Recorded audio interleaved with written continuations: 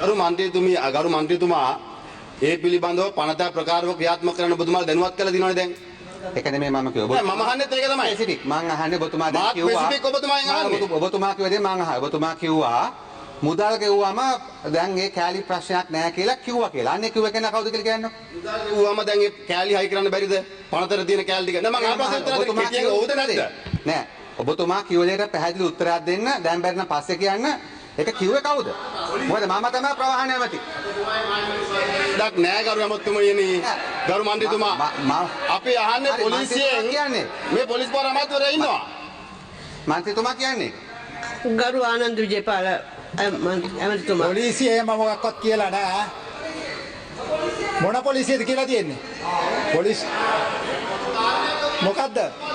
නෑ නෑ. දන්නවා. නෑ නෑ. නාම රාජපක්ෂ මන්ත්‍රීතුමා.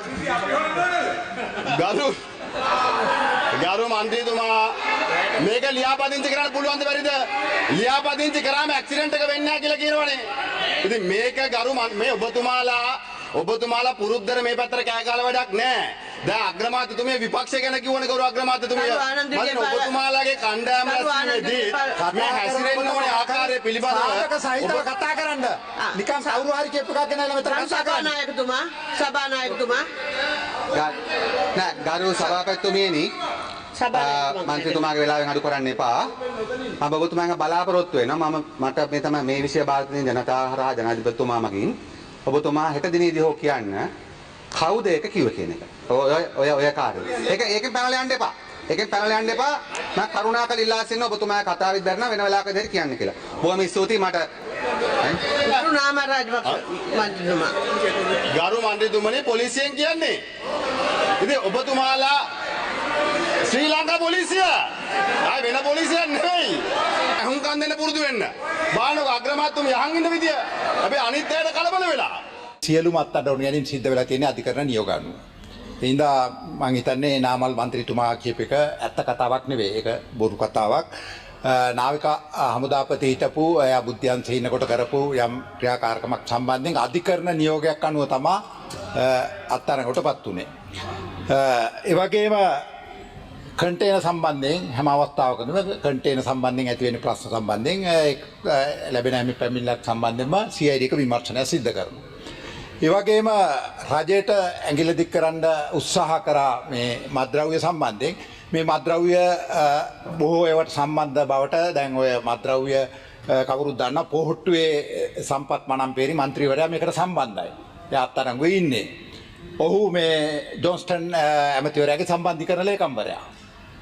ඉතින් ඕන තරම් මත්ද්‍රව්‍ය වලට සම්බන්ධතා තියෙන අය පොහොට්ටුවේ ඉන්නවා. ඉතින් ඒවා අත්අඩංගුවට තියෙනවා. ඉතින් ඊය උඩ අය සම්බන්ධය සම්බන්ධයෙන් විමර්ශන සිද්ධ වෙමින් පවතිනවා. ඒක පිළිබඳව ගැටලුවක් නැහැ. ඒ හින්දා පොඩ්ඩක් ඉන්න. Honorable Namal Rajapaksa, let him finish. අහගෙන ඉන්න. Let him continue and finish. ඒ හින්දා පොඩ්ඩක් ඉන්න කතා කරන්න. ඒ හින්දා ගරු නියෝජ්‍ය කතානායකතුමනි මේ රටේ මහ ජනතාව දන්නවා. මේ කට්ටිය එළවලා දැම්මෙත් ඒ හින්දා මේ රටේ මහ ජනතාව දන්නවා මේ රටට කුඩු ගේන්නේ කවුද කියලා. විමර්ශන සිද්ධ වෙමින් පවතිනවා. අපි කියන්නේ සම්පත් මනම්පේරි පොහොට්ටුවේ මන්ත්‍රීවරයෙක් හිටපු.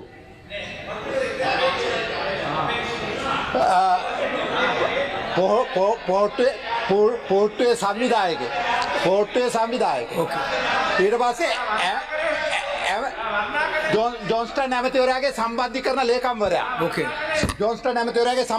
ලේකම්වරයා. ඉතින් මේ අය කුඩුගෙන ඇවිල්ලා දැන් තමගේ ඇගට එනවා අනිත් අයට දාන්න තමයි මේ උත්සාහයක් කරමින් ඉන්නේ. එහෙනම් මේවට මේ රටේ ජනතාව කවුරුවත් රැවටෙන්නේ නැහැ. කවුරුත් දන්නවා මේ රටට මේ විදිහට දීර්ඝ කාලයක් තිස්සේ දේශපාලන ආශිර්වාදයේ සහිතව පාතාලේ පෝෂණය කරලා පාතාලේ පවත්වාගෙන ගිහිල්ලා පාතාලේ වර්ධනය කරලා කුඩුත් ගෙනාවිලා මේ දෙකම තුනම සම්බන්ධ කරලා දැන් රටම විනාශ කරලා රට ව්‍යසනයකටපත් කරලා දරුවාගේ අනාගතය විනාශ කරලා රටේ එහෙම තත්ත්වයක් ඇති කරලා රටේ මිනිස්සු පන්නා දැම්මට පස්සේ පාර්ලිමේන්තුවේ ඇවිල්ලා විපක්ෂ කාර්යභාරය ගැන මෙතන කතා කරනවා මේක රටක් කරු කතානායකතුමනි ඔබතුමාලාගේ ප්‍රශ්නයක් තියෙනවා ආරක්ෂක ආරක්ෂක කවුන්සිලේ කතා කරගන්න. ආරක්ෂක කවුන්සිලේ කතා කරගන්න. ආරක්ෂක කවුන්සිලේ කියන්නේ දේශපාලන ඇස්තිමක් කියලා ලෑස්ති වෙන්න එපා. මිනි වර්ගෝ ගැන අපිට කතා කරන්න එන්න එපා. තාජුද්දීන් ඝාතනය ගැන අපිට කතා කරන්න එන්න එපා. කවුද තාජුද්දීන් ඝාතනය කරේ කියලා මේ රට දන්නවා. තාජුද්දීන් ඝාතනය කරලා ලොසත් වික්‍රමතුංග ඝාතනය කරපු මිනි වර්ගෝ ඇවිල්ලාද මෙතන මිනි වර්ගෝ කතා කරනවා ඝාතනය ගැන. ඝාතනය ගැන කතා කරන්න නාමල් රාජපක්ෂලාට සදාචාර අයිතියක් තියෙනවද? තමුන්නාසරගේ ආණ්ඩුව යටතේ බාධ්‍ය වේදී ඝාතනය වුණා. පීඩකව ඝාතනය වුණා. ඇති තරම් ඝාතනය වුණා. අද ඝාතනය ගැන කතා කරන ඇවිල්ලා මෙතන. පොලිසියට චෝදනා ඉදිරිපත් කරන්න බෑ බොරුවට. ඔය බබා වගේ කතා කරන්න නැත්තෙන්න එපා. එක්තැන් කරලා අතුරුදහන් කර කලබල වෙන්න එපා කියන ගරු අග්‍රාමාත්‍යතුමිය පොඩ වාඩි කරන්නකෝ මේ ළමයාව. බලන්නකෝ හැසිරෙන විදිය. ඔබතුමියට හොඳ නැහැ. ක්ලීන් ශ්‍රී ලංකා කියනවා ඉස්සෙල්ලා ඔලු ගෙඩි ටික ක්ලීන් කරගන්න. මේ කුහකත්වයි, වෛරයයි, ඉරිසියාවයි, ක්‍රෝධයයි ඔලුවේ තියාගෙන රටේ මිනිස්සුන්ට ක්ලීන් වෙන්න කියන්න එපා. ඉස්සෙල්ලා ඔබතුමාලා තුමියලා ක්ලීන් වෙන්න. ඔබතුමාලා තුමියලා ක්ලීන් වුණාට පස්සේ රට ක්ලීන් කරන්න පුළුවන්. ඔබතුමන්ලා වාගේ සිද්ධියක් වුණාම ගිහිල්ලා බදාගෙන කුඩු රස්සාව බදාගෙන එහෙම කරේ නෑ අපි. අපි කරේ ඕක නෙවෙයි. අපි කරේ ඒ පිළිබඳව විමර්ශනය කරන එක. Honorable member will get on with the next speaker. වැරද්ද වෙනුවෙන් අපි කටයුතු කරන්න සූදානම්. එහෙම නැතුව එක එක්කෙනාගේ අවශ්‍යතාවයන් ඉෂ්ට කරන්න අපි සූදානම් නෑ. අපි දේශපාලන නාමල් මන්ත්‍රීතුමා ඔබතුමන්ලා වගේ අපි දේශපාලන පරිගැනීම් ගන්න කටයුතු කරන්නේ නෑ. අපි හැම වෙලාවෙම Honorable Mohammed Faisal, මේ රට හදන්නේ. Honorable මේ රට යුක්තියෙන් Minister, we are තමයි going to debate on this. We'll get on with the next speaker. කියන ඒවට අපි සූදානම් නෑ. මේ කියන විදිහට වැඩ කරන්න. නමුත් මේ රටේ පොලිසියක් ඉන්නවා, Mohammed බුද්ධියක් ඉන්නවා, Faisal. බුද්ධි තොරතුරු තියෙනවා. ඉතින් අර ඕනෑම පිරිසුදු ජලයක වුණත් අපිරිසුදුකමක් තියෙන්න පුළුවන් නේ. තවත් ඒ වගේ ගැලවිය යුතු කෑලි ගණනාවක් මෙතනත් ඉන්න බව අපි මතක් කරන්න කැමැති. ඒවට අදාළ නීත්‍යානුකූලව ක්‍රියාත්මක වේවි. ඒවාර ඔබගේ ආණ්ඩු කරන කාලේ වගේ නීතියට ඇඟිලි ගහන්න, පොලිසියට ඇඟිලි ගහන්න ජාතික ජනබලවේගයේ ආණ්ඩුව සූදානම් නැහැ කියන එක අපි භාවිතාවෙන් පෙන්වුම් කරමින් ඉන්නවා. ඒ වගේම ඔබ තමුන්නාන්සලට මතක් කරන්න කැමැති. දැන් ඔතන මෙතන සෑහෙන සද්ද දාලා කියපු කට්ටියට මම කියන්නේ. ක්ලීන් ශ්‍රී ලංකා වැඩපිළිවෙල ගේන්න ඒකට අදහස් දක්වන්න යාලා ක්ලීන් නැහැ. දැන් අපේ අගමැතිතුමියත් ප්‍රකාශ කරා අපේ ඌව පළාතේ හිටපු මහ ඇමතිවරයා විදුහල්පතිවරියක් දන ගැස්සුවා. මේ තියෙන්නේ මම ඒ සම්බන්ධයේ විදුහල්පතිතුමිය කරපු පැමිණිල්ල පිටපත මගේ තියෙන සිංහල භාෂාවේ. පොස්පේඩ් ආයතනයේදී සේවකයන්ගේ බෙල්ලෙන් ඇල්ලුවා. එහෙම ජරාව මෙතන තියෙනවා. එඳා යාලා තේරුම් ගන්න ඕනේ. මේ ක්ලීන් ශ්‍රී ලංකා වැඩසටහනට මේවා ඇතුලේ නෑ, මේවා ඇතුළත් වෙන්නේ නීතියට. ඒ නීති ඉස්සරහට ක්‍රියාත්මක යුතුව තිබෙනවා. මංගාව තියෙනවා එප්පාවල පොස්පේට් නිදියෙත් ඉන්නවා මේ කියපු අධ්‍යාපන එවකට හිටපු අමාත්‍යංශ ලේකම්වරිය ඔය මහඇමතිතුමා ඔය මන්ත්‍රීවරයා යන තැන එක්කන් ගියා. එප්පාවල පොස්පේට් එකේ සභාපති කරා. දැවැන්ත මූල්‍ය වංචාවක් කරපු තැනක් ඔය තියෙන්නේ. දැන් මේවා අපි දීලා තියෙන අදාළ තැන්වල පරීක්ෂා කරන්න. දැන් මේ එප්පාවල පොස්පේට් එකේ වෙච්ච වංචාව සම්බන්ධයෙන් ලිපිගුණව මංගාව තියෙන්නේ. මේ රටේ කීර්තිමත් නඩුවක් අහලා එප්පාවල නඩු තුන් මූලික අයිතිවාසිකම් නඩුවකදී දුන්නා. එප්පාවල පොස්පේට් නිදිය රටේ ජාතික සම්පතක්. ඒකේ පොස්පේට් ඒ විදිහට අපනයනය කරන්න අවසරයක් නැහැ කියලා.